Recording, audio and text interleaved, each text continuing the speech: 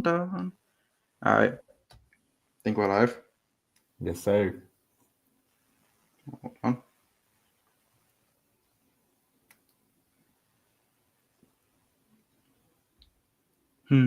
Hold on.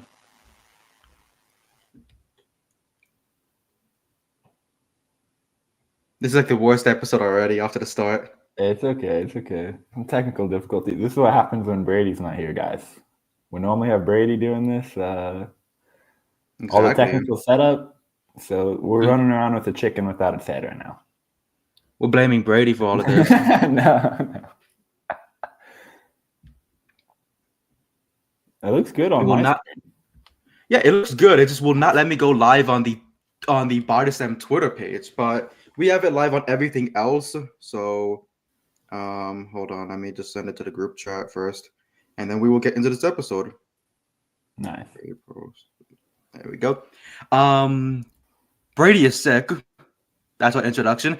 So we are taking over. This is the Max and Rami special of Talktagon, episode 19, UFC Atlanta review, where we reflect on this past weekend's beautiful fights. It was a great night. I mean, it was great for us predictions wise. It was great for us, like, viewing wise.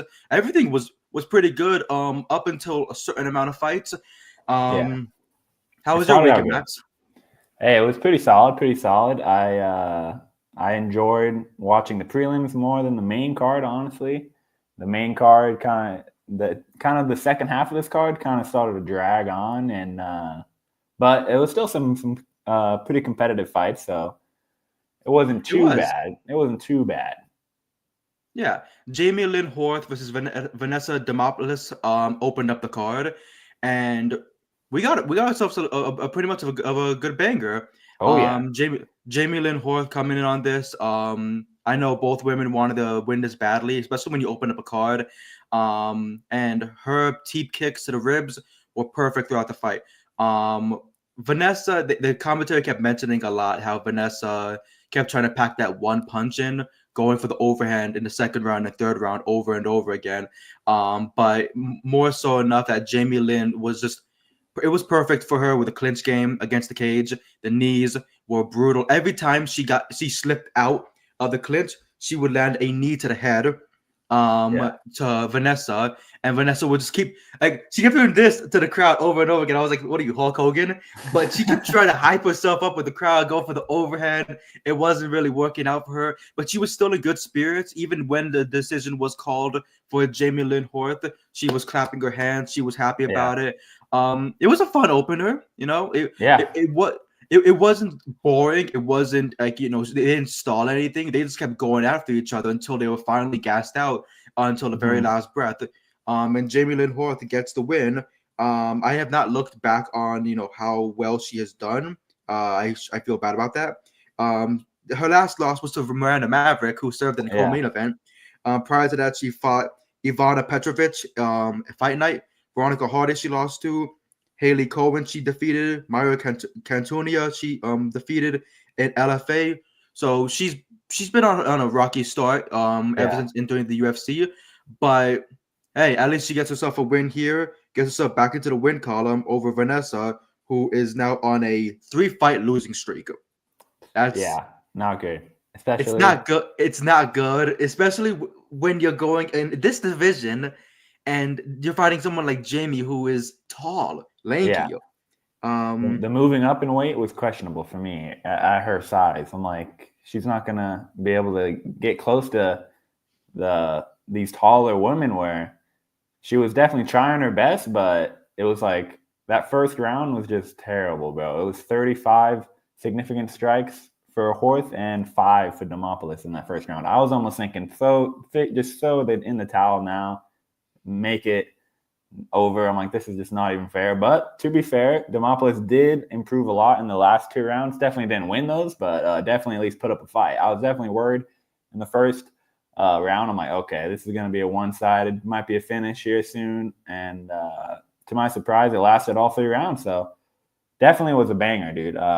Made it way more entertaining than I thought it was going to be after that first round, where I thought Horth might run her over. But yeah, Demopoulos, it's never a good thing when the top thing you're showing is how tough you are in there. So it's kind of, it's entertaining, but she definitely did not do herself any favors in terms of getting back in the win column, taking this fight up a weight class. She just looked tiny.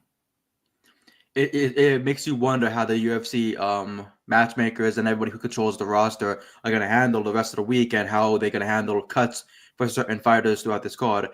But before we get into the next fight, this week's podcast is sponsored by Shroom Bar, the protein mushroom bar. Bodyslam sponsored by. Go to www.eatshroombar.com and use code Bodyslam at checkout for 25% off your first order. And I felt like I was eating a shroom bar for this next fight between Philip Rowe and Angie Lusa. I was nervous. The first round was so scary because Angie Lusa is such a beast. When he's throwing these haymakers, these heavy meat hands, I'm just like, oh my God, someone's gonna die. And Philip Rowe got taken down. He's so lanky that he was doing his best to press her down the thighs and knees of Lusa, and all it was doing was allowing Lusa to get an opening to land these elbows. And the first round was just filled with that. His wrestling was phenomenal. It was really nice from Lusa. Philip Rowe was just trying to survive, and that round went straight to Lusa. Next round, a little bit of this, almost the same action, but Rowe was trying to catch back up. Everything was going pretty well for him, and then we saw him get dropped. And then that's whenever I feel like our minds probably sync together, Arizona, California, and everything. And we're like, oh, fuck. Because Brady is doing all his happy dance and everything, all fucking, shuffling, moonwalking all over the place, thinking he's Billie Jean. But no, like, I was just like, oh my God. Yeah. Philip Rowe. I was like, Phil, you got to do something. You got to do something in the third round that's going to make the judges be like, hey, he's got this. But the only way you could do that is by getting the finish. You cannot win when you're down 2-1. It's just too much. You have to truly dominate that entire round for them to even think about it. And even you also need some corrupt judges to put round 2 in Rowe's hands after that knockdown. But that wasn't the case. But Philip Rowe was the case here with that big, big finish. Thanks to a mouthpiece missing from Lusa's mouth, he held Lusa's face against the cage like you're trying to take sharp bone out of a dog's mouth, and he's just wailing at this man. The whole time I'm like, holy fuck! It was beautiful. I thought the messy violence was just so beautiful. But losing your teeth is not. But Philip Rowe comes out with this massive upset, knocks him out. Gets the win, down 2 rounds to nothing. And I was very impressed. Me too, dude. What were your thoughts on that? I mean, I was 100% thinking the same. I'm like, I'm like, maybe I underestimated Lusa. I'm like, I don't know. He hasn't looked good in his last few, where he had that no contest against Battle and then lost to Bonfim. I was thinking Rowe is low-key underrated. I'm like, okay, he should be able to get this done. He's fought so many good fighters, but hasn't been getting it done lately. But he showed his experience in this fight where he knew 100% I have to get the finish in that last round, and you could tell with how he came out, bro. He just looked so determined in that last round. He's like, I'm going to have to get the finish, and that mouthpiece coming out was so good to see. I was like, oh, my gosh, that makes a huge difference. It's like, if you don't have the mouthpiece in there, the force that's going through those punches is just rattling your brain so much more. And it showed, dude. Thank goodness the ref did not see it. They were making a big fuss about it on the commentary. They're like, the ref is stepping right over the mouthpiece. Oh, my gosh. And then Brady's texting me and Rami. He's like, this ref is blind. He's like, oh, my God. He's like, give him the mouthpiece. I'm like, oh, no. And then the finish happened, and I'm like, oh. And then Rami was like, God bless the blind. I was trying to remember what I said. I was like, did I say I love the blind or God bless the blind? Whichever one. I was like, thank you. Oh my God. Bro, because he needed it so bad. He did. And he got it. He's throwing these freaking hammer fists over these blows after blows. And I'm just like, we're actually going to see a finish, and it was just so perfect. I'm sorry, but I was just so happy. I was like, yeah. we the opener was like, oh my, that was very gritty, and then we get this fight, and we're just like, golly. Oh well, the It's first like, 3 fights were bangers, though. I'm like, the first 4, really, yeah. yeah. Sheesh. Well, five is five. I feel like the first 5 was a Yeah. pretty good. The others, we'll get to that, but Philip Rowe wins this, gets himself back into the win column. Happy for him. And it's just about what happens next with these guys, because really with these prelim guys, it's all about, do you get a number? Do you get your next opponent with a number next to his name? Yeah. Or you're gonna be back on the prelims where you have to keep proving yourself? It's all about what happens next for Rowe and Lusa. Lusa's gonna want to bounce back after these back-to-back losses, and he's gonna want to prove that it's not a mouthpiece. And it's not the wrestling that's going to be a problem. It's definitely going to be a power knockout.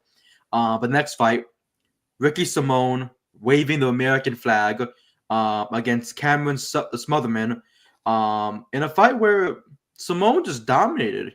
Dominated the wrestling. He was too damn gritty for those first 2.5 rounds. All I saw was just takedown after takedown and grab it, and then you get close to him, and you're going to be scared. You know what I mean? He's a short, stocky guy. But we all know short, stocky guys carry that power in their hands. Like Jessica Andrade with her fighting in her division. You get close to her, you get an uppercut, you're going to be put out cold. With Ricky Simone, we all know that whether he's down 2 rounds or whether he's up 2 rounds, he's still a dangerous opponent. And Cameron Smotherman was just not ready for any of that pressure.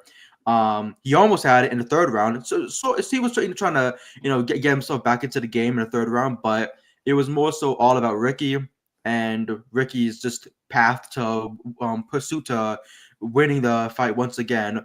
What are your thoughts on this?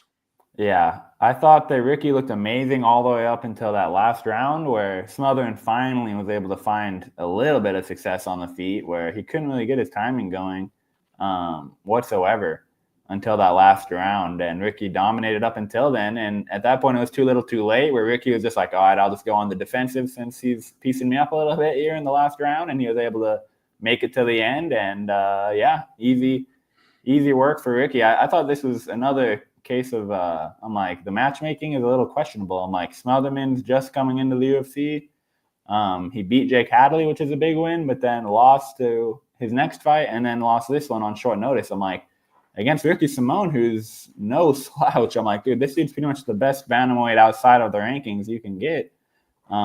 He's had a rough streak for a little bit, but he's always game in there 100%. He's always going to be one of those fighters who is going to be those guys where if you can beat Simone, then all right, I'm going to take you very seriously. But Smotherman was not ready.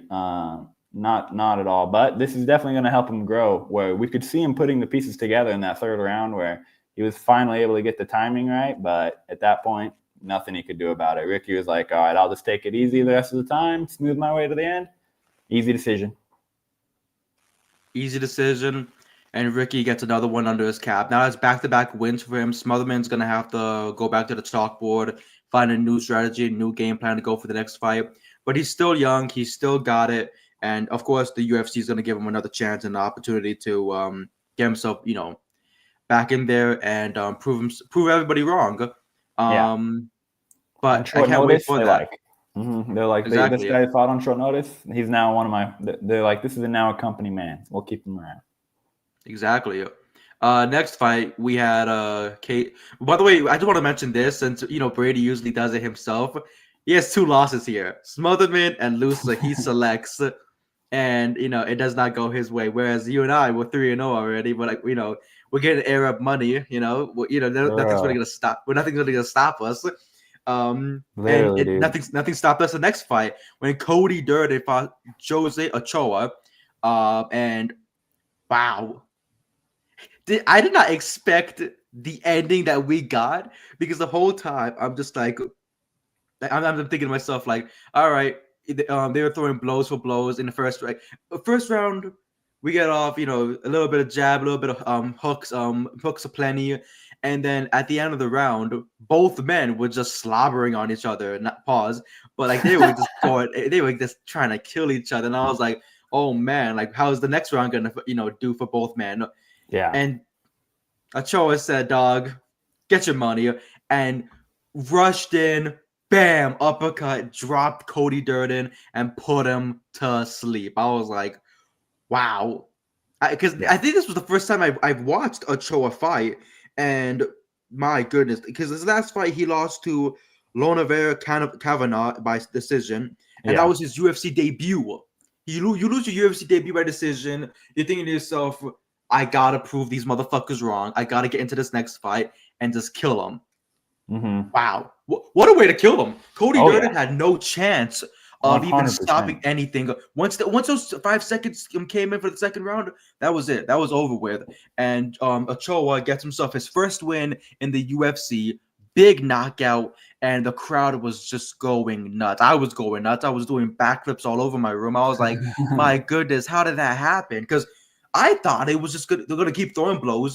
Then we're going to get to the third round. They were going to be gassed out, and it was going to be one of those types of fights because, we experienced it with the Horth fight with Demopoulos. We experienced it with sort of with Simone and Smotherman, but it was more so like domination with those two fights. This fight here, it was like, hey, we might have ourselves a tie heading out of the first round. That wasn't the case. Ochoa gets himself the first gets the knockout, second knockout of the night. So and it was for the first two knockouts of the night. It was really perfect. What are your thoughts on this? Yeah, dude, Cody, man, he came in super hot to the UFC where after he kind of stumbled initially, he had a nice 4-fight win streak, and then since then he's really been, they throw him to the dogs. And since then, he's now 1-5 in his last 5. So it's looking rough for Cody lately. But Ochoa, on the other hand, is looking as good as ever, dude. That was just absolutely beautiful. And especially in those lighter weight classes, you don't always expect to see knockouts that early and that ferocity. And that was just absolutely beautiful. And I love how he just came out so quickly in that second round. 11 seconds into that second round, and he gets the finish. You could see Durden smiling right before the next round started, and then it was like, next thing you know, the dude's on the ground. I'm like, damn, Ochoa is no fucking joke. So he's definitely going to be a guy we're going to have to keep our eye on.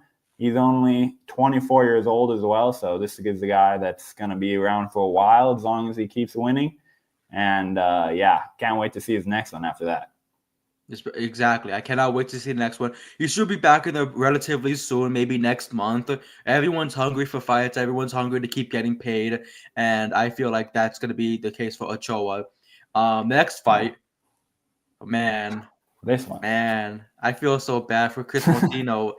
Like, why do they keep doing this to him? Like, they hate him. The guys, they hate him. They truly fucking hate this guy. They're like, hey, man, we know you have a lot of heart. And we know you have a lot of soul, but that doesn't fucking matter here. You're gonna die. And I was like trying to strategize, like, oh, how can you beat Wellmaker? Wellmaker has this certain little thing where he'll go in, he'll throw his flurry, but he'll keep his head out like that. And the whole time I'm thinking to myself, like, oh, Motino can land a blow. He did it first. He did it for the. Like after 3-4 exchanges, he finally landed, and I was like, okay, this, he might be able to come underneath the table, get the knockout, get the big upset. Malcolm Wellmaker might freaking be on, his back, looking up, thinking to himself, hey, why are the Tweety birds around my head? No, Chris Motino saw the Tweety birds around his head, and that was what, 2 minutes, 2.5 minutes into the fight. And he just put him to sleep. There's really not much to say about it except for Malcolm Wellmaker is that fucking dude. Yeah. He's just too good. For real, that even right hand. Even if it's on a short notice like this, everyone's going to be scared of this guy. Everyone's going to be thinking to themselves, like, if I get near this guy, his flurry is going to kill me. Yeah. And then what happens when he wrestled me? It's going to be a very big problem. You can't take him down. He stuffs you immediately. But it's going to take a true elite artist of the grapple game in wrestling to be able to take this guy down. But for now, Malcolm Wellmaker is just proving naysayers wrong every single time he steps in there, and it's beautiful to watch. It's beautiful to witness that knockout, and it was great to see us. Almost like 5-0 now. We're looking good, dude. Like 5-0, dude. I shooting threes over and over again. I feel like Larry Bird in the '80s. But like 100%. Really, what were your thoughts on this when you saw that knockout? At first, I was like you said, Martino looked game, and you could tell right away. Wellmaker was looking for that lead right hand hook, and I was almost like, okay, don't only do that. Like I feel like he was like going for that so hard, where I was like, okay, don't make it too obvious that you're doing that. But he's just so subtle with his feints. Where even though it looks like he's winding it up, he's actually setting it up with a little subtle feint beforehand, and then going up to the head. And oh my goodness, when it's that ferocious, that sort of a left, you could just see the power. It's like, man, it's crazy that he's only 135er with that sort of power in his hands, because the last 3 fights straight, we've seen him all right hook knockouts. I'm like, this dude's like has something in his hands, and another flawless performance. He's going to be back in there as soon as possible. I don't see why not. And I think that maybe it's time for him to get a step up, where give him someone like Simone, where it's someone of that top, just outside of the rankings, but still someone who, if you beat them, you're legit. So at this point, I feel like he needs to step up. He keeps just knocking these guys out with ease. Man, you make a perfect point, and you make a perfect example of what should happen next. Because now I'm thinking Ricky Simone against Malcolm Wellmaker. You at on June 28th, because isn't that next pay-per-view June 28th? I believe so. So right there, but just add another beautiful fight there. You get featured prelim Simone against Wellmaker. You already set the man up for a big fight. No and one we move on from damage. So. Exactly. No one took damage. They wrestled. They knocked out their opponent. They did perfect. Next fight. It wasn't the most interesting fight, but it was one of those. It was one of those fights where you're like, it's Michael Chiesa, and it's like, hell yeah, you know what I mean? Because Michael's a legend, tough winner. Court McGee, as well. But for real, old ass motherfuckers. Yeah. Well, no. When Brady told us about this, like last week, like about the fight card that's coming up, and I saw Michael Chiesa, I'm like, oh hell yeah! And it said Court McGee. I'm like, he's been fighting since 2007. Like, oh my, and he's still in the octagon. I'm just like, brother, retire. Like, but he's like, no, fuck that shit. I'm staying here. But Michael Chiesa doing what he does best, and we all know how much he loves the angle pick. Take the half guard or grapple up against the cage. It wasn't the most interesting, entertaining type of fight. You know, like you're watching and you're like, it's the grapple exchanges. You know, the things that we're gonna see. Chiesa, walked away with a 3-round domination of just wrestling, of just grappling against the cage. Clinch work was perfect. And I believe the commentary they said now this makes him 4-0 against tough opponents in the UFC. I'm just like, God, golly, like, you know what I mean? Like, could you imagine you have a Kingslayer record of like all the people you keep beating from the Ultimate Fighter, and they're like, oh, we're gonna make you a judge for the next one, a coach for the next one. Him against Cormier, against Sonnen, do a triple threat, all those 3 guys. But no. Chiesa walks away with a big win. I really don't know what much to say about this besides, like, they were just. It was a very slow, steady fight. Chiesa just did what he had to do. What were your thoughts on this? Yeah, it kind of looked like what you'd expect when there's guys that with a combined age of 77 in there. So definitely was not the most fast-paced, explosive fight, but hey, at least they're still putting on a little bit of a show at their age. So definitely was a bit of a layup matchmaking for Chiesa with Court McGee. It's like, I feel like both these guys are kind of just giving them a nice matchup where they're like, all right, have fun out there, guys. Appreciate all your hard work. Here's another paycheck. You can fight each other. Where they're both kind of in the same position where they're not going to be getting any title shots or any sort of top 15 anytime soon at their age and with how they've been looking. But at least they're able to put on a somewhat entertaining fight without boring us too much, but it was definitely not the best. It was definitely, at least they were striking a little bit. I was a little bit scared it'd be all grappling, but thankfully Chiesa was kind of looking athletic a little bit in comparison to McGee. So it's bad when Chiesa's looking athletic. Exactly. And Michael Chiesa, the vet, I believe he was coming into this off a loss. I don't know if I'm right I about that. think. Let me check. I think Chiesa Oh is no, coming off.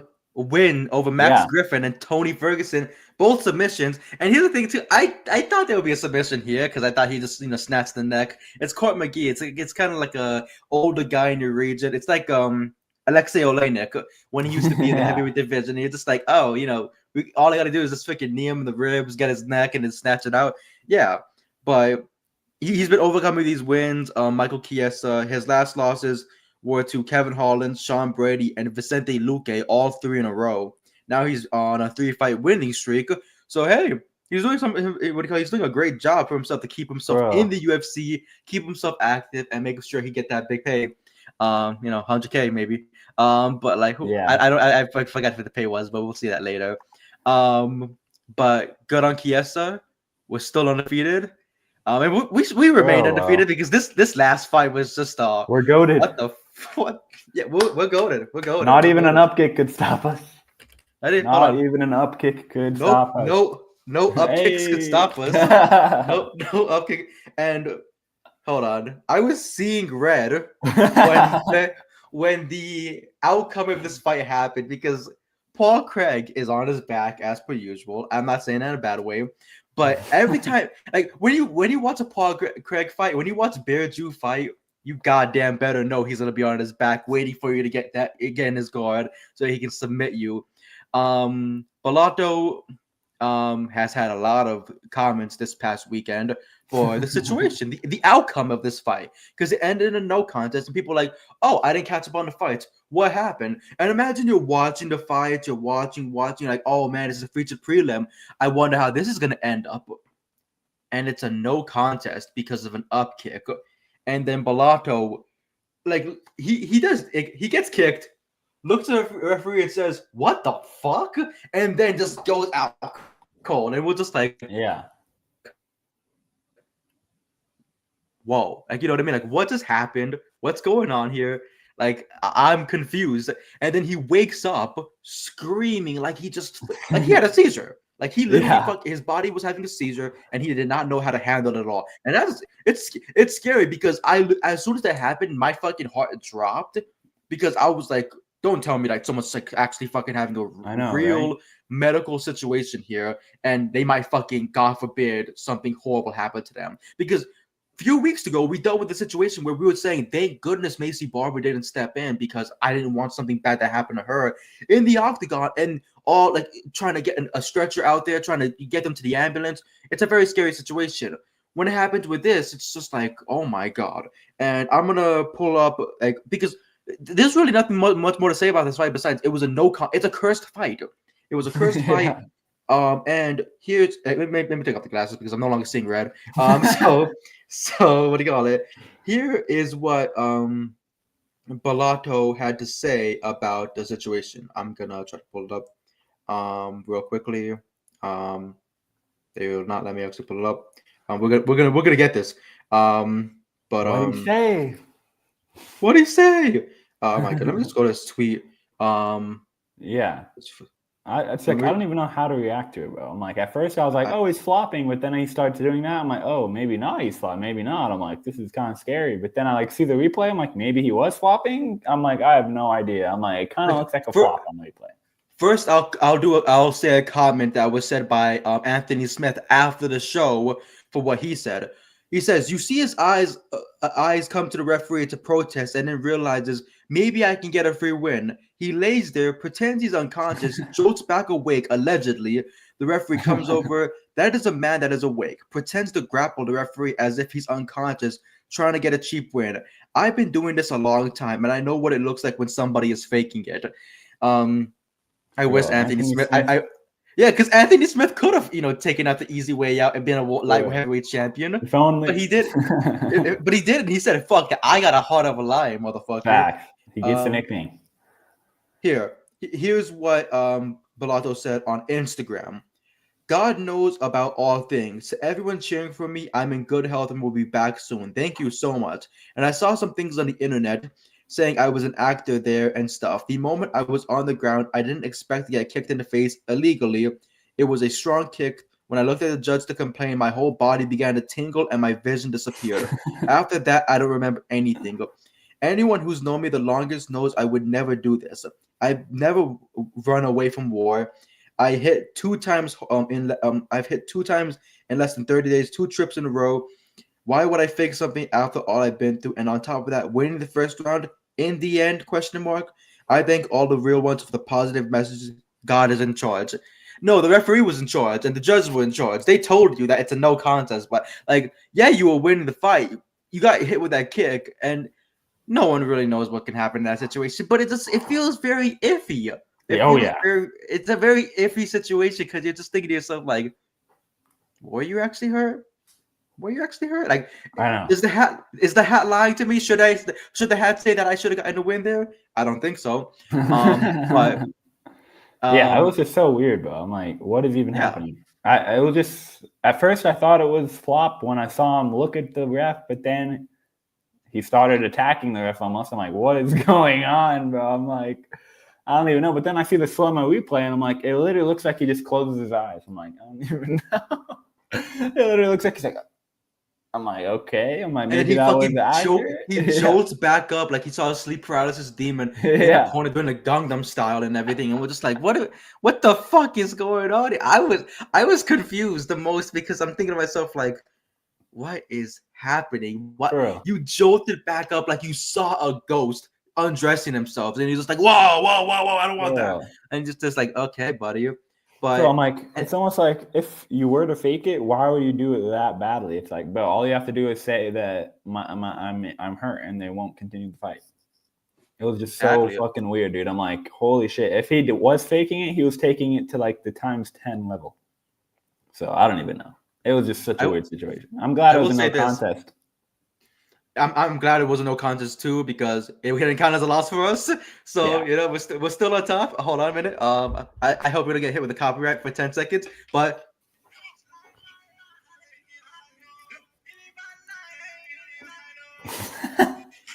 we get Arab money, motherfucker. Cause come on, man. Come on. We're perfect. I will say this though. It is crazy how our viewership skyrocketed. We had 90 viewers, and then now we have 160 viewers. I'm just like, they knew what they wanted to come. They wanted to talk shit about Paul Craig and went off of Balato and everything. Like, fuck you guys. You were in the featured prelim. But that was the end of the prelims. And we're just like, hey, we had a good prelim.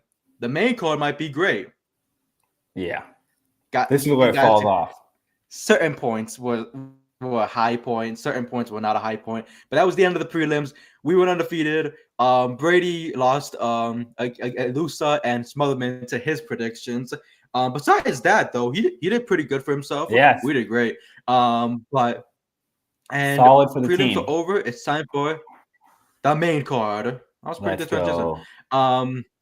Beautiful. And just there's a little bit of a reminder that this week's podcast is sponsored by Shroom Bar, the protein mushroom bar that sponsors Bodyslam every single week, every single day, all the time. You can go to www.eatshroombar.com and use code Bodyslam at checkout for 25% off your first order.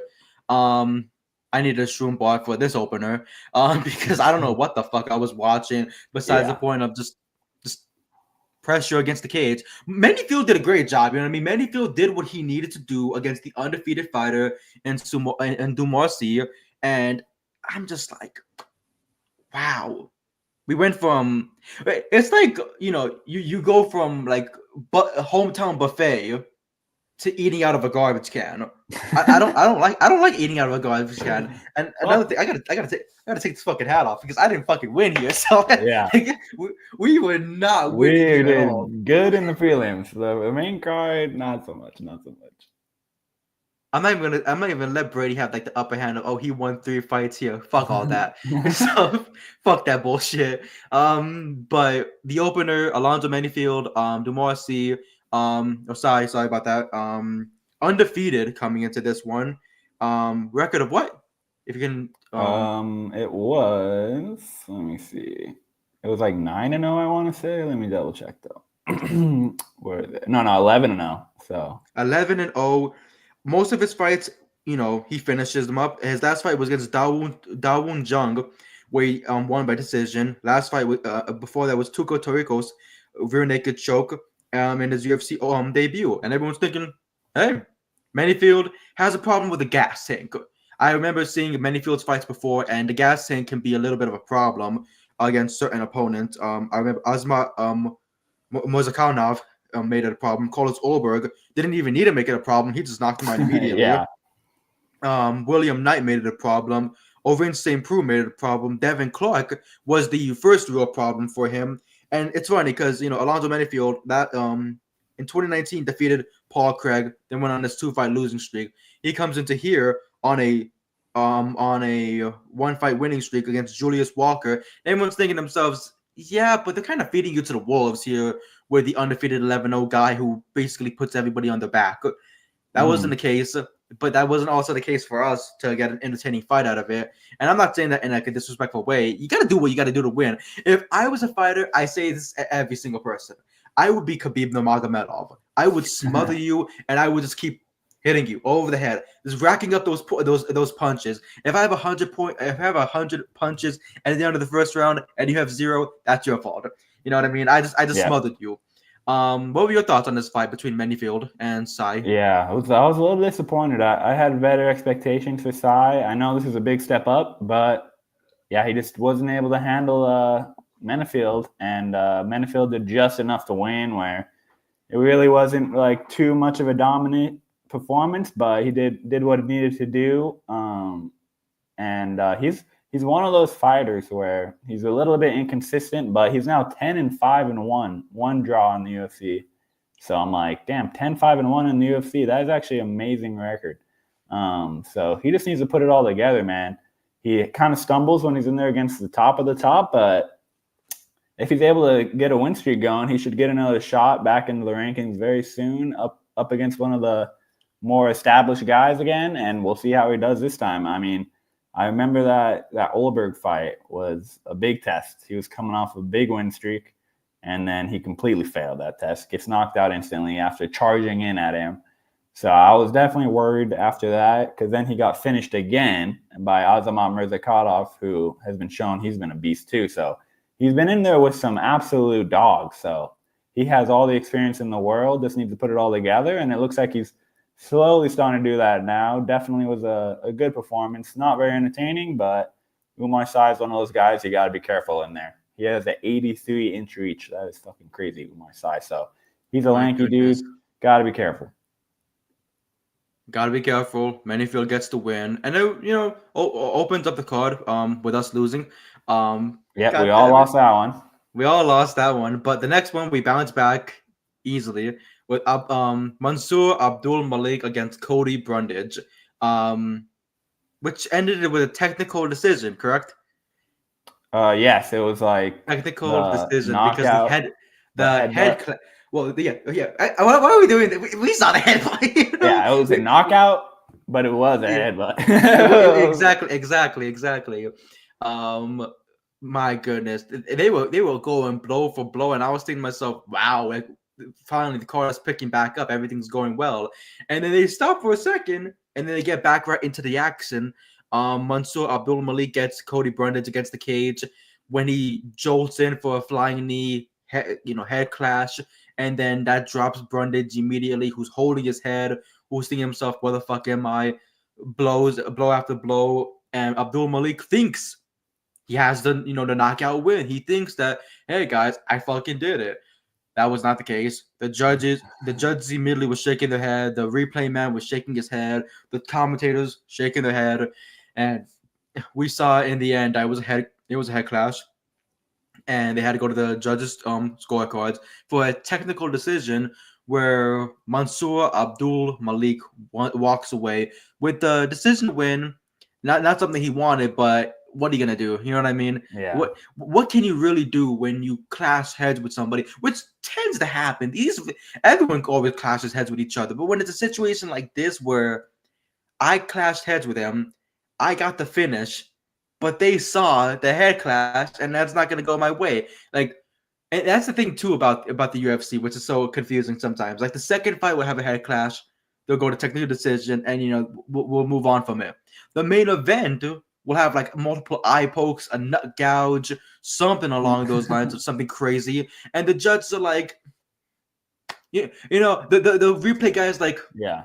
like, who cares? Just keep it moving. We don't So care. We're not like going a to turn it strike into a warning. no contest or a technical decision or doing anything to change up the scorecards. No, if the champion's winning by whatever means necessary, if it's John Jones against Glover Teixeira, we're letting those eye pokes and those nut punches happen at all costs. But yeah, Yeah. what were your thoughts on Abdul Malik's win, but the head clash that resulted in the technical decision?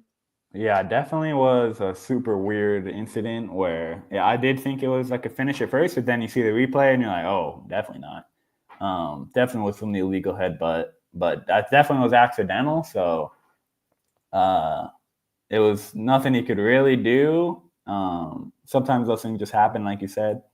But yeah, Brundage is not the best win, but definitely not the worst either, where he's one of those guys who, even though he's not technically the most skilled fighter or anything, he's always going to scrap. Doesn't matter who he's in there with, going to try his hardest.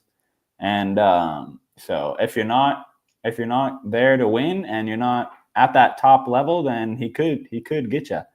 But Abdul Malik definitely was on his way to a win either way. So that's why I'm like, okay, I'm still happy he still won. I don't know, maybe he could have got the finish if that didn't happen, but yeah, it definitely wasn't too crazy a performance. I do think that Cody did better than I expected. I kind of expected Abdul Malik to just walk in there and dominate, but Brundage definitely held his own. So yeah, definitely was more close than I expected, but I do think that I'm happy that he was able to get the win.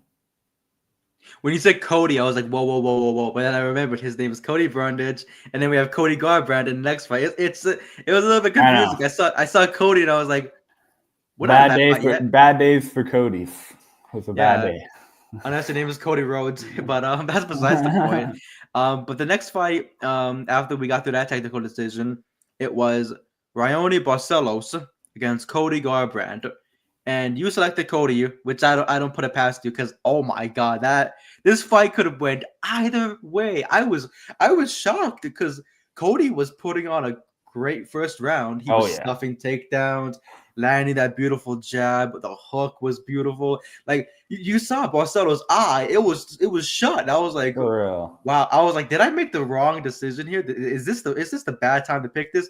Cody Garbrandt, wow. I'm very happy for him because like over the years, I love seeing what he does. I love his Dominic Cruz performance. I always thought that was one of the coolest fights ever. Like the way that he mastered the whole like Dominic Cruz strategy against the legend himself was perfect.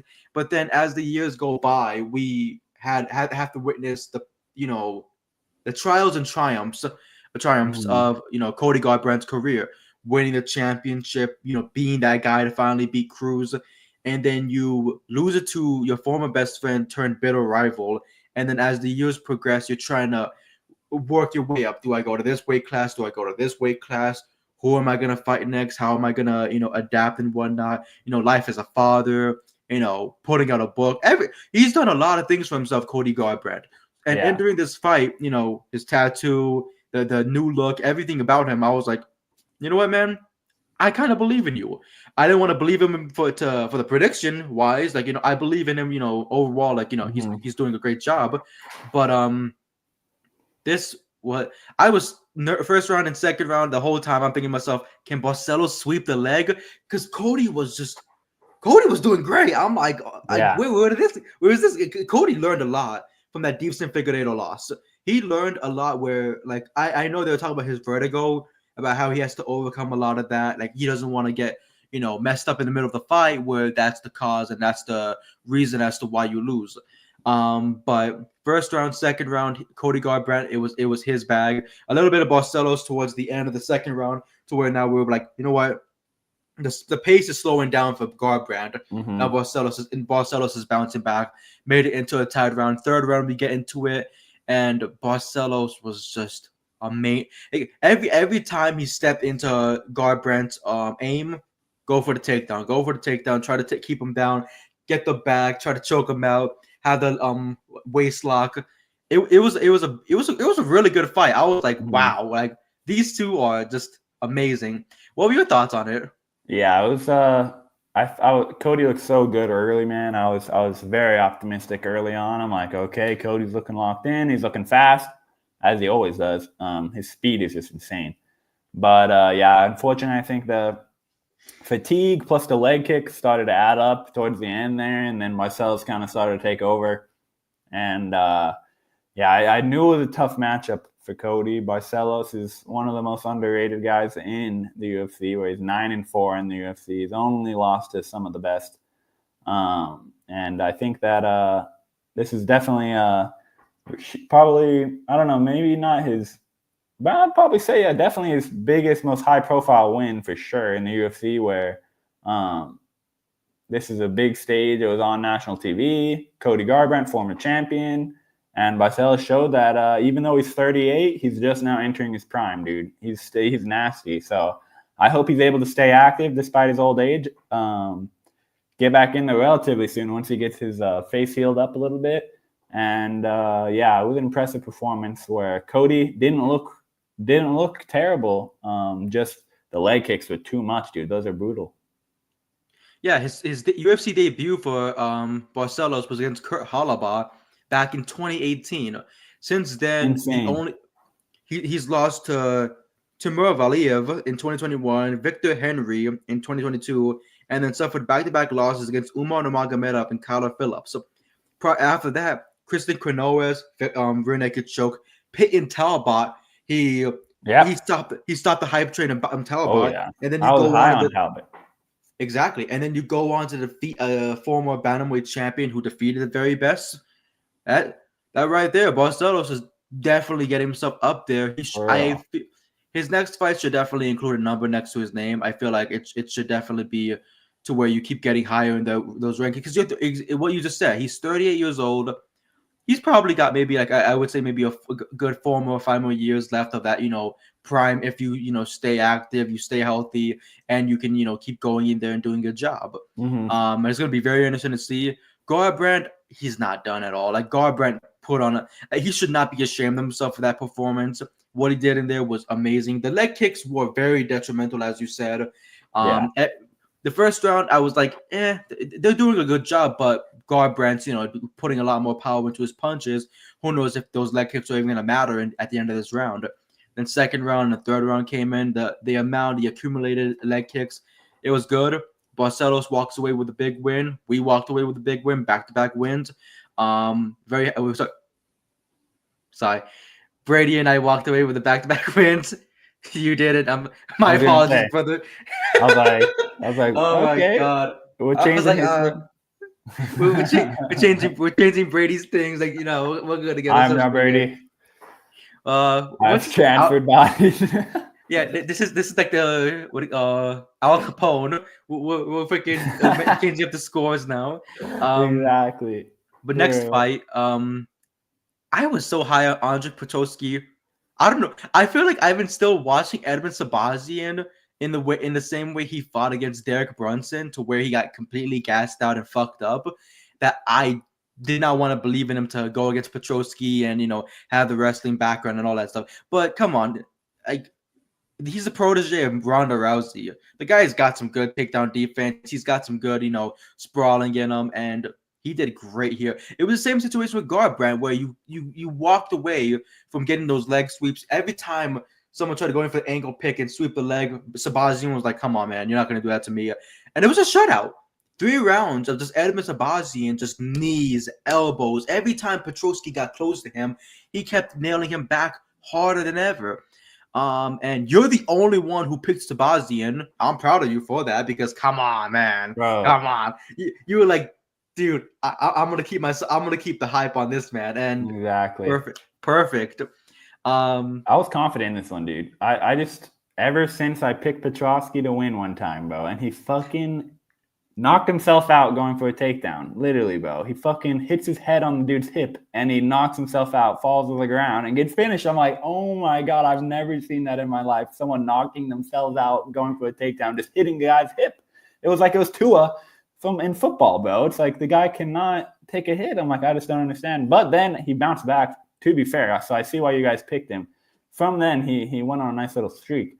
But so I see why you guys picked him, but I was just like, I can't do it. Ever since then, I haven't picked him since. He's proven me wrong in the previous fights, but this one I was like, Edmund's been in there with some tough grapplers. So this is nothing he hasn't already seen before.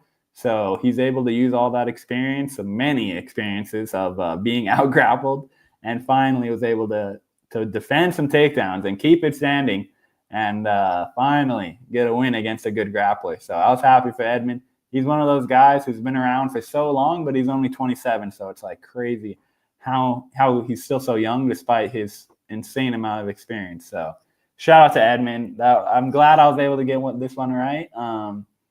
Petrosky's a good grappler, but I think he still needs to put everything together to really be his best. I agree. Bodyslam walks away with a big win, and gets himself, continuing the full force. I really want to read off some comments. We only have 3, but we have 3 comments here. From Zach Ninja saying, "Hello, everyone." We say hello back. What's up, Zach? It's from our boy Randy. Crank that hog, Randy. Hey. Howdy, he says.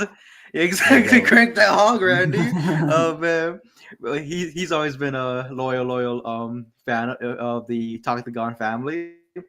And then the last one, Happy Pride Month.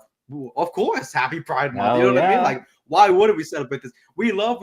You know what I mean? Love. If you love someone, love them hard. We're not gonna be a piece of shit loser, Cheeto-looking motherfucker trying to tell you who you can and can't love, or some white supremacist. Fuck all that bullshit. But no, we move on from this. Exactly. Go on, my apologies. No, I'm saying, I'm like, hey, dude, I'm like, if it bugs you about that, then I mean, I think you have a pretty good life if you're worried about stuff like that. I'm like, instead of actual problems, though. Exactly. Worried about the wrong things if you're worried about that. Exactly. You should be worried about like the shortage of Klondike bars. You should be worried about a Red Bull, your favorite Red Bull can not being in the freezer. You should be worried about waking up and you might crap yourself. I don't know. People have that problem, But if you're worried about who loves who, come on, man. Exactly. Come on. But I don't love myself for the next that we'll fight because my goodness, we don't. The only love we don't condone. The only love we don't condone is Rose Namajunas and Pat Barry. That's the only one we do not support. We do not support meeting your student at 15 and then marrying her. No. We do not support that. Okay, so I was rooting against them, but Rose put on a good performance, dude. Rose is so good. She's been she's won 3 of her last 4 fights. She's been dominating the scene. I'm very happy for her because I remember when she returned, when she fought Manon Farrow, she broke her hand.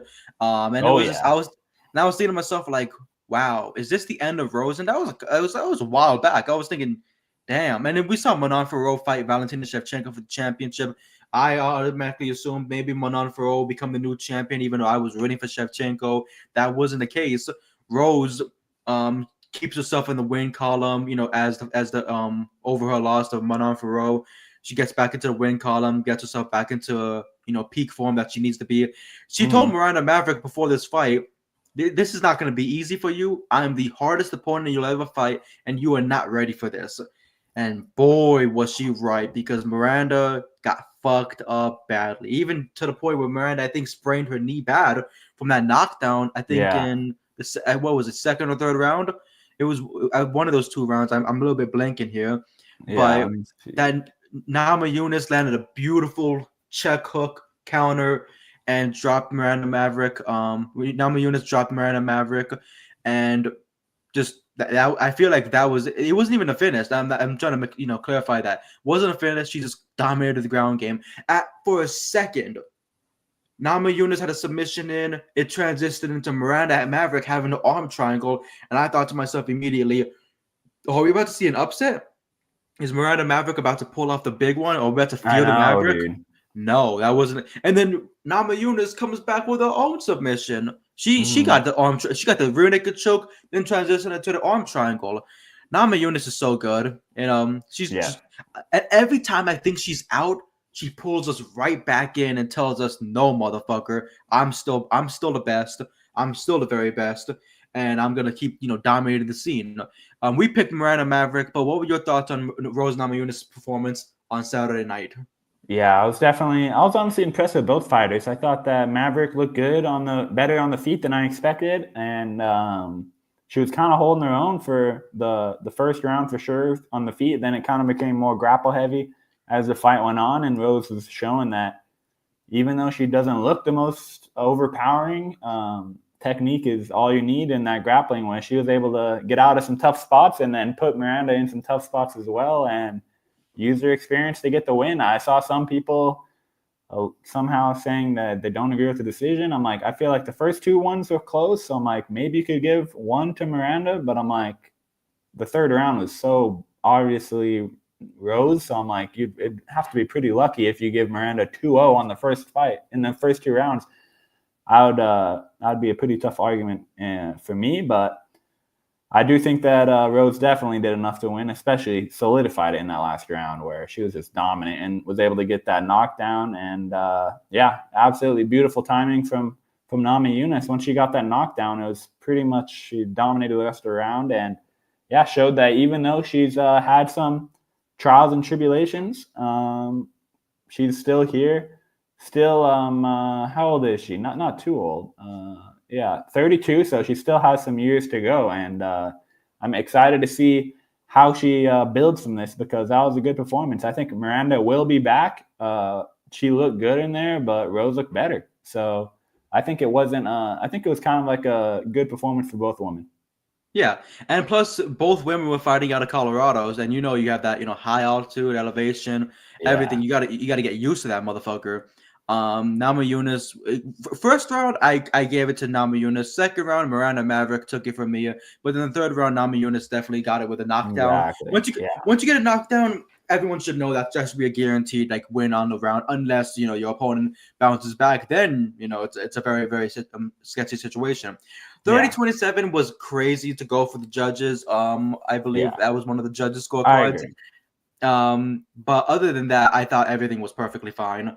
Rose Namajunas continues to win. Now this is back-to-back wins for her. Well, actually, no, not back-to-back. She gets back into the win column. She lost to Erin Blanchfield in her last fight prior to Miranda Maverick, but she did defeat Amanda Ribas and Tracy Cortez after the Manon Farrow fight.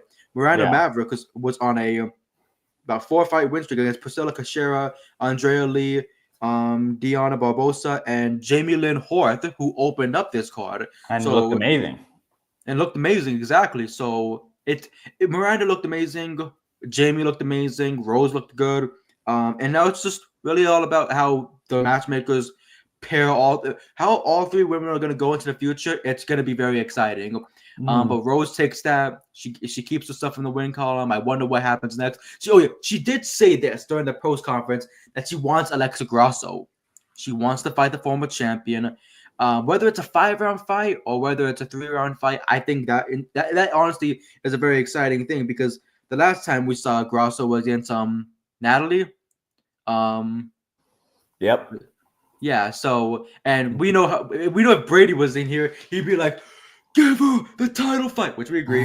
But he's on his strike. If Dana White doesn't give it to him, then everything's unfair. I agree. But I'll be happy with Jane getting it too. But exactly. But co-main event, the only one who went for that Rose was Brady. So congrats, Brady. Big brain Brady got the win on the main card, even though he's not here to boast. So we'll do it for him. Good job, Brady. Good job, buddy. Hope you feel better, dude. Hope you feel. I'm kidding. Hope you feel great, buddy. No, because seriously, I hate being sick. I remember in December I had a 14 to 18-day sickness, like a flu. Oh my! I know. I missed. I could not celebrate Christmas or New Year's Eve because I was just so bedridden with eggnog. Yeah. Then afterwards, after all the coughing, I had laryngitis on top of that, which was yeah. It was funny because I messaged one of my buddies and I was like, I have laryngitis, and he thought I was joking. So he just started making these laryngitis jokes. I'm just like, buddy, I'm dying here. Please. This is not a joke. But yeah, hope you feel better, Brady, because being sick is never fun. But speaking of sick, the Boogeyman is back. And the main event was amazing to see from his performance was great. Like Joaquin Buckley, wow. Like I felt for him because we saw. But here's the thing I want to think too. Like how good is Kamaru Usman? Because like when Joaquin Buckley went against Colby Covington, he sprawled him. He destroyed him. He made him his bitch for until he finally finished him. And the Kamaru Usman comes into this one, but come on, like I'm never gonna doubt Kamaru Usman, but in this fight, I kind of had a little bit of doubt. I was like, maybe he tries to come into takedown, gets uppercutted. Joaquin Buckley has that big upset, like a Leon Edwards-esque type of finish, but no. Kamaru, I mean, it almost happened in fifth round, but Kamaru Usman rounds 1, 2, 3, and 4 was just beautiful. Like every time he even stepped closer, all you saw was him bull rush, get the sweep, takedown, and then held Joaquin Buckley against the cage where he was just messing him up. Buckley even got frustrated, I think, at round 3 and shoved Usman off of him, and he was like, "I'm pissed off." But all your coaches could really tell you is just get your mind back, back under the pressure and go back out there and just try to win the fight. That's all you can really do because. What can you do when you're going against Kamaru Usman, who's taken the last 2 years off? His last fight was a loss to Hamza Chimaev on short notice. I'm guaranteed he told himself, I will never let that happen again. I'm going to be a full camp. I'm going to dominate every single person in my way. But Joaquin, I agree with what commentary said. What was Joaquin Buckley's camp doing this entire training camp? Like, were they not preparing him for the smothering and the wrestling that Kamaru Usman brings, or did you bring in all these guys and Buckley just dominated them, but it was still not Kamaru Usman because Usman just dominated for 4 rounds. 5th round, it was like there was certain moments where Buckley was like landing these blows and we're thinking, hey, he might get the finish, but he was too gassed out. Once you do that to somebody, all you can do is just sprint around the octagon the whole time like it's a marathon. Usman. Dominant. What were your thoughts on the dominant performance from Kamaru Usman, from the boogeyman himself? I was 100% just worried about the layoff where I'm like, it's crazy how that Khamzat fight was all the way back in 2023 and we haven't seen him since. And I was up at middleweight. So, wow, dude, what a performance from Kamaru. Showing that, dude, he's still here. And I was never thought that, at least in the performances he's shown, I never thought he was like washed or anything. I'm like, that Khamzat fight was super close, but it was a long time ago. So I was like, is this going to be the same Usman that showed up for Khamzat, or is it going to be a different one? And, man, the takedowns are just so on point where once he got on top, it was over. The first 4 rounds pretty much. I was like, once Usman got the takedown, well, this is the end of the round. Exactly. It looks like Buckley will not be getting up. So until that last round where Buckley finally was able to keep it on the feet, that was pretty much the only round he had sustained success. So definitely is going to be a learning experience for Buckley. I think that if his takedown defense is able to improve, then he could really, really be dangerous. Because Usman on the feet did not look good, I will say. On the feet, Usman, I don't know if it was just because Buckley was much better on the feet. But yeah, Usman really wasn't doing much on the feet whatsoever. Definitely was a very grapple-heavy performance, but when you don't have to, when you're able to just keep him down, I don't see why you wouldn't. So easy work for Usman. Besides that last round, he was just not able to. Joaquin was just not able to stop the takedown or get up. So that's a recipe for disaster against someone like Usman. And Usman, I can't wait. I'm like, what's going to happen next? I saw him calling out Bilal. I'm like, maybe that fight will happen after all those years of trash talking, but not actually able to fight. I'd love to see that fight, honestly. I agree with you. I was just about to mention that too. I was like, after we got through the main event, I was like, it's basically matchmaker time, for us because like Kamaru Usman, who's next?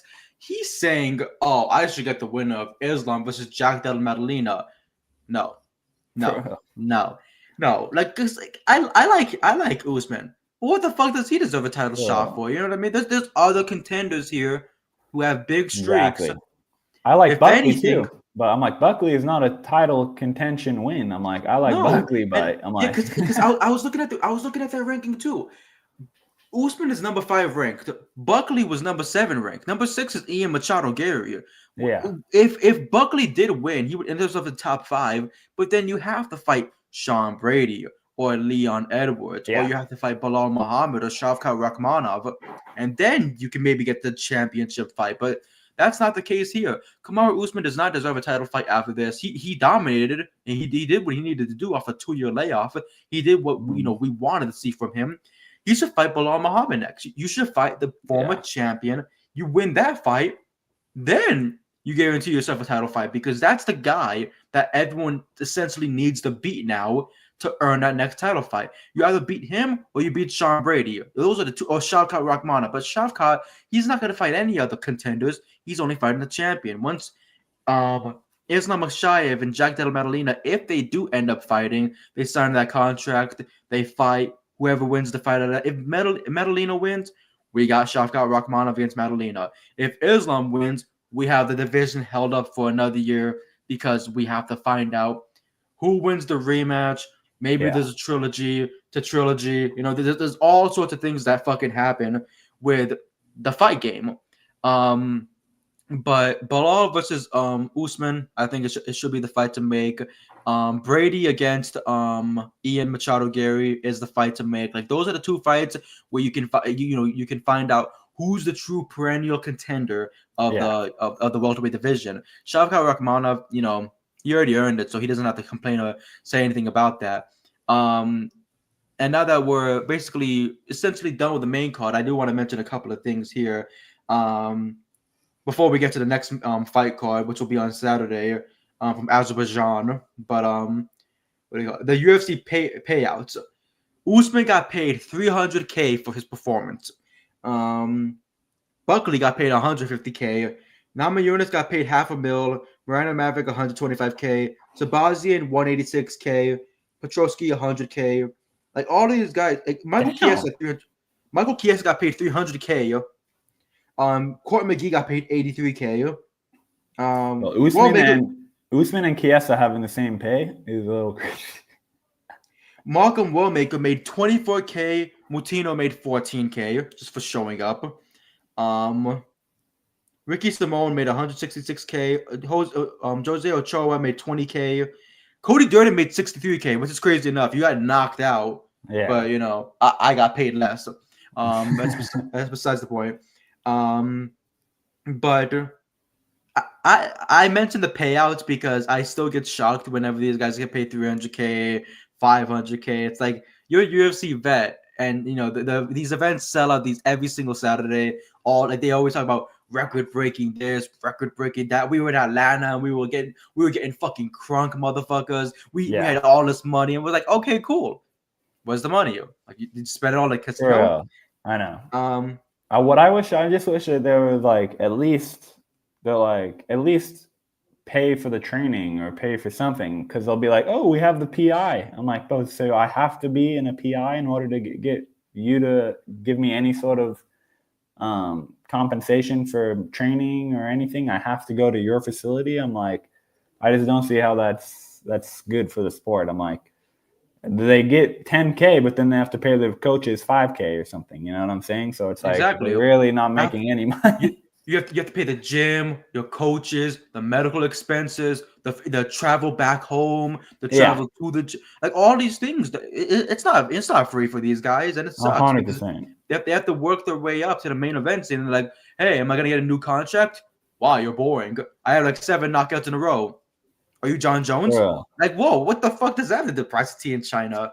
For real, I'm like, it's just ridiculous. I'm like, I feel like the fact that we have Usman making less than $500K to fight is just pathetic. I'm like, this is a former champion who's star. I'm like, this guy is probably one of the most famous guys in the division, if not the most famous. Maybe not anymore, but I don't know. Maybe still, I don't know.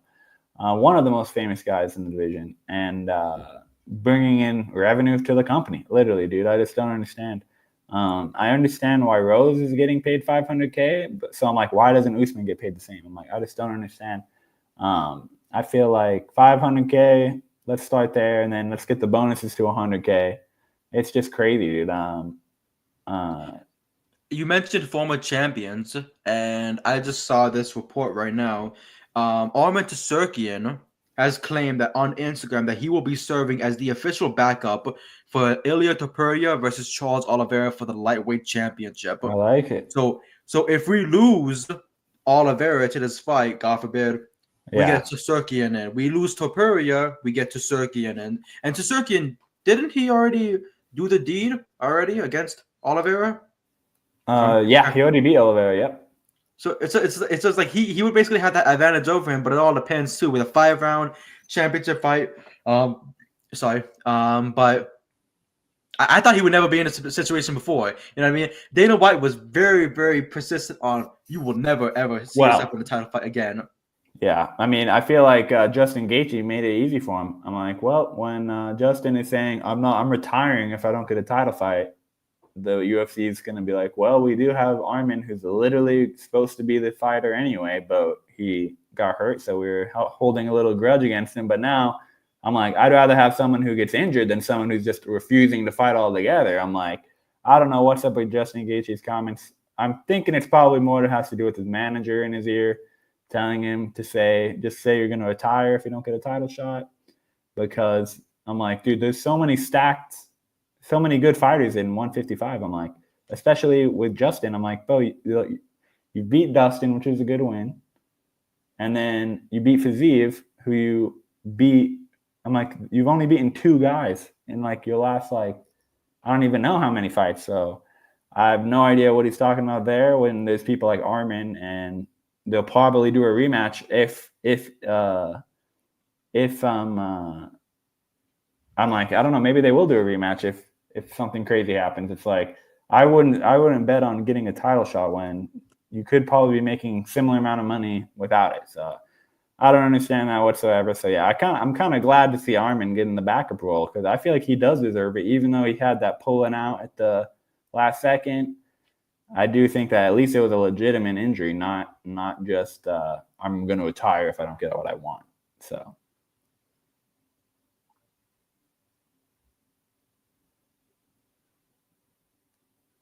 Yeah. All right. I'm gonna share my screen for this here. I believe I could. Hold on, because it's for the next fight card. Let's go see. I haven't done this shit in a while, so hold on. Brady, Oh, we won't let me select a tab to share. Is it up? I miss you, Brady. I know, man. Like, God. Now, JK, Rami, I have to learn this stuff good, now. bro. You're doing good. I'm about to cry my eyes out, man. But what do you call it? Bucket. All right. Are you here? Yep. All right. I see you. The UFC will be on ABC. It will be on ABC this weekend, Saturday, June 21st. Start time is at noon for, I believe, Pacific Standard Time.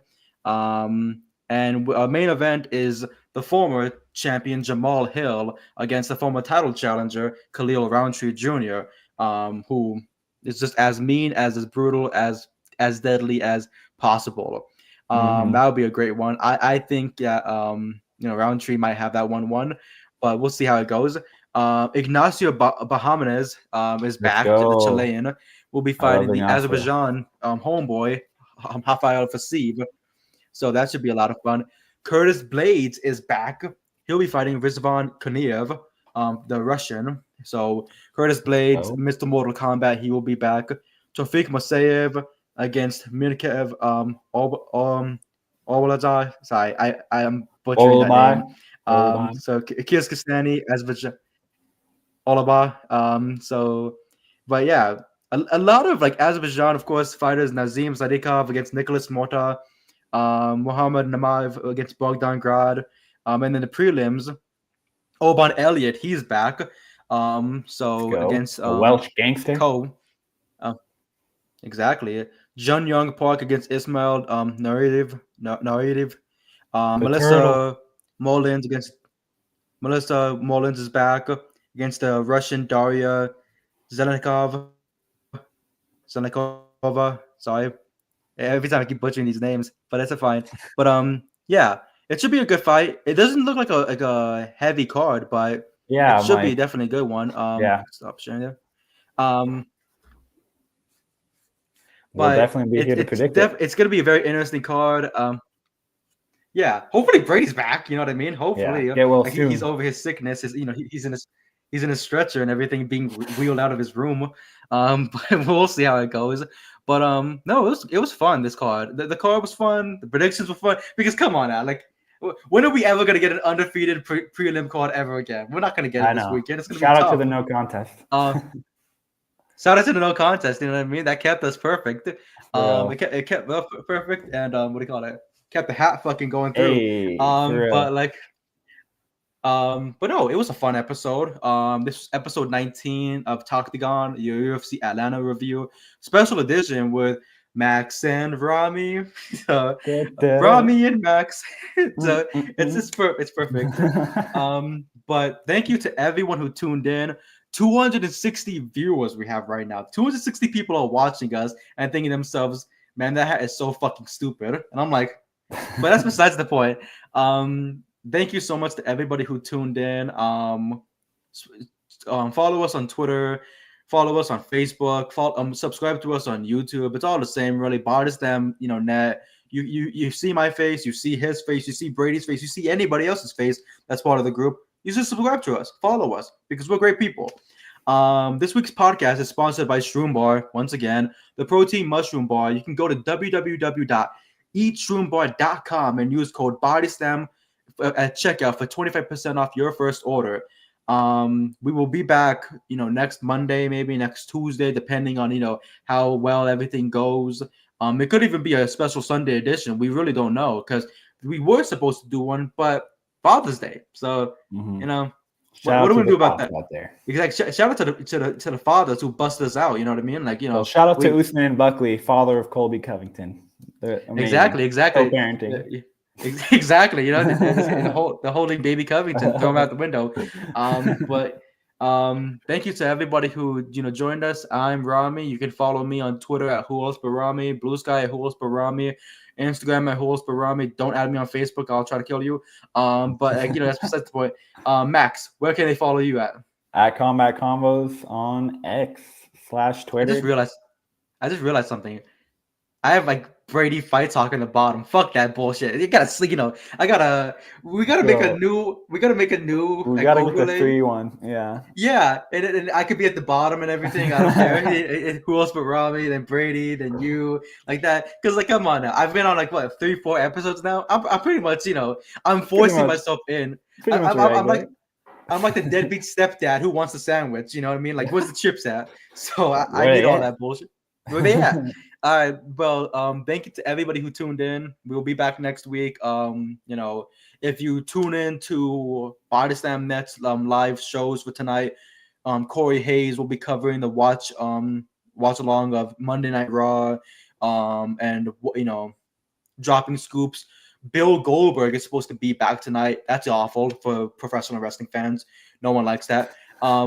And what else should happen for Monday Night Raw? We really don't know. Monday Night Raw should be fun. The rest of the week of professional wrestling should be fun. As people tune in, they don't tune in. Who knows? But thank you as always to everybody who did tune in for us. We are very happy MMA fans who went undefeated, who dealt with the main card that was pretty crazy, and now we get to deal with an Azerbaijan card. So it's gonna be a lot of fun. Thank you to everybody.